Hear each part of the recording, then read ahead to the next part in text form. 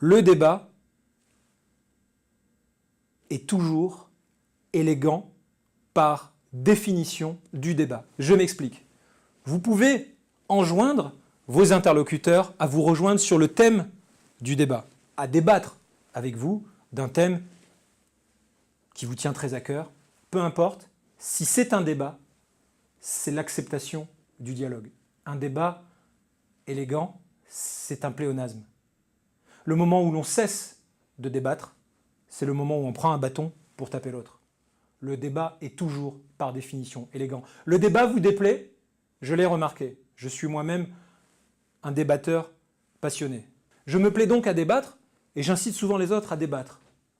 Et je constate quelque chose, c'est que, sous prétexte que je leur propose le débat, certains, certaines, alors que ce sont souvent des personnalités attachantes, des amis, des proches, des camarades professionnels, me disent « je me sens agressé ». Alors, parmi les formes de résistance qui m'amusent le plus, il y a notamment celle que l'on me propose le plus souvent.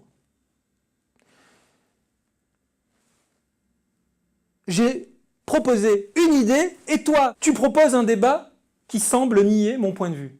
Du simple fait que je sois en désaccord avec toi, tu crois que je tente de te museler. Ça vous est déjà arrivé de rencontrer quelqu'un qui vous dit « Oh là là, pour une fois j'exprime mon point de vue ». Il y a là un vrai piège pour la pensée. Un piège extrêmement fin, extrêmement subtil. Quiconque vous dit, dans une forme de dérapage victimaire, tu tentes de me museler alors que tu réagis sur la base d'un désaccord légitime à une idée qui t'est proposée, cette personne-là est à vrai dire l'arroseur.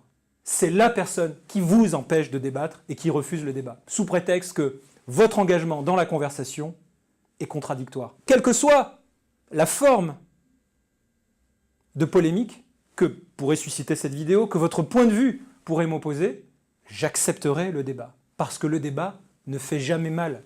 Aussi, peut-être parfois, légèrement, à mon ego. Oui, on parle de l'héristique, rappelez-vous, Schopenhauer, l'art d'avoir toujours raison. L'héristique, c'est l'art du débat, l'art d'avoir toujours raison. L'art oratoire s'en est un petit peu mêlé, avec toutes sortes de techniques manipulatoires. Mais peu importe, il vaut mieux que les humains s'affrontent dans le débat qu'à coups de bâton. La continuité d'un débat bloqué, quand il a cessé d'être un débat, c'est ce que Clausewitz appellerait la guerre. C'est la continuité de la diplomatie sous d'autres formes. C'est la guerre. Le débat est toujours bon, que ce soit dans les écosystèmes professionnels ou à l'échelle de la politique. Le débat, aussi ridicule soit-il, même quand il est grotesque, même quand il est puéril, même quand il est maladroit, le débat est toujours par définition une forme d'élégance émanant de notre humanité. Le débat, c'est une conversation. Tenez, une conversation, qu'est-ce après tout? C'est la base même d'une sollicitation amicale, sociable. Alors évidemment, le débat, ça fait un petit peu plus mal qu'une conversation parfois. Mais ce n'est jamais qu'une conversation. La différence avec une conversation, c'est que l'on y prépare des arguments, que la joute oratoire semble vouloir couronner celui qui aura le plus d'arguments, les meilleurs arguments, démonter les arguments de l'autre. Bon, c'est vrai que le débat n'est pas toujours une quête particulièrement honnête, intellectuellement, ni parfaitement, toujours déontologique. Le débat n'est pas toujours parfait, c'est vrai, parce qu'il y en a un qui veut gagner et qui, pour gagner, parfois, eh bien, ne se révèle pas être totalement en quête de vérité, mais en quête de reconnaissance, en quête de pouvoir. Oui, certes, c'est vrai, on peut démolir le débat de toutes les manières possibles et imaginables, mais le débat est par définition élégant, parce que le débat est en soi le refus d'une violence. Non, ne me faites pas croire que le débat est brutal. Les mots ne sont jamais brutaux. Considérer que le débat est une violence, est une insulte à tout un pan de l'humanité qui, aujourd'hui, meurt dans la violence. Et je vous le dis, le débat est inoffensif. Le débat est la preuve que nous sommes capables de transcender notre bestialité. Le débat est la propagation de notre aspiration la plus noble.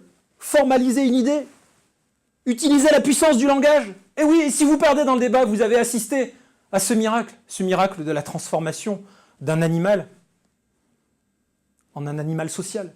Je suis simplement en toute sincérité ulcéré du simple fait que dans le pays dont on m'a si souvent expliqué qu'il était l'un des plus grands pays du débat, de la démocratie, de la citoyenneté, de l'ouverture aux idées, de la curiosité intellectuelle, de la prise de risque, aussi cérébrale soit-elle, que traduit le débat, eh bien dans ce pays, aujourd'hui, je vois, à l'échelle des entreprises, des professionnels qui vivent dans la peur d'être mal remarqués ou d'être publiquement humiliés, qui vivent dans ces peurs absolument irrationnelles, eh bien je les vois rejeter le débat.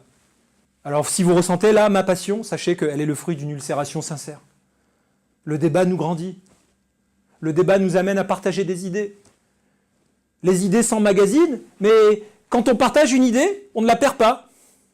Le stock de connaissances s'agrandit. Dans le débat, la friction des idées nous permet de nous approprier les idées de manière tellement plus vivante. Le débat est en plus d'être élégant, par définition, il est toujours pédagogique. Il nous enseigne tant de choses que nous ne connaissions pas grâce aux arguments de nos détracteurs, fussent-ils nos détracteurs, mais il nous permet aussi d'apprendre tant de choses sur nous-mêmes.